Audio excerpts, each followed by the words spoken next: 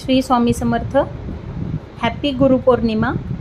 गुरुपौर्णिमेच्या निमित्त मी आज दूध शेवया आणि सुजीचा हलवा बनवत आहे आणि त्यासोबत पुरी.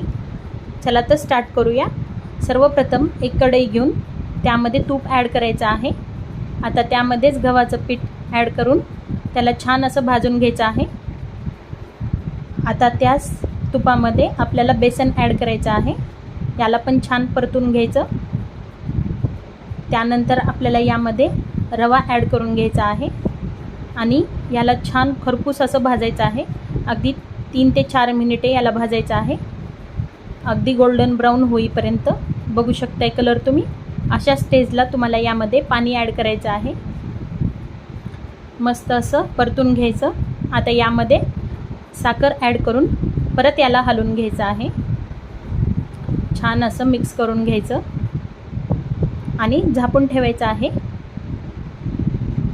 वा, किती छान कलर आला आहे हलव्याला.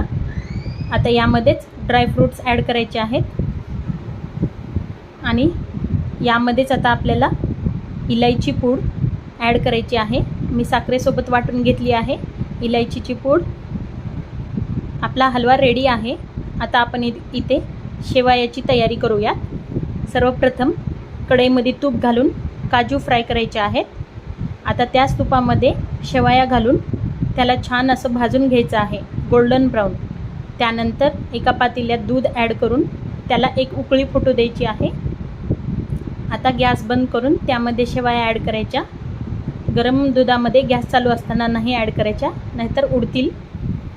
त्यानंतर याला उकळी फुटल्यानंतर त्यामध्ये ड्रायफ्रूट्स ॲड करायचे आणि इलायची पूड पण ॲड करायची.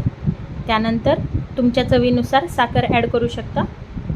आता शेवया रेडी आहेत. इकडे आपण पुरीची तयारी करूया. मी पीठ मळून घेतलेलं आहे. आता याची पुरी लाटून घ्यायची आहे आणि याला फ्राय करायचं आहे. पुरी तेलात टाकताच 2 सेकंदांनी याला प्रेस करायचं, म्हणजे पुरी फुलणार. रेडी आहे आपली गुरुपौर्णिमा थाली. थँक्यू.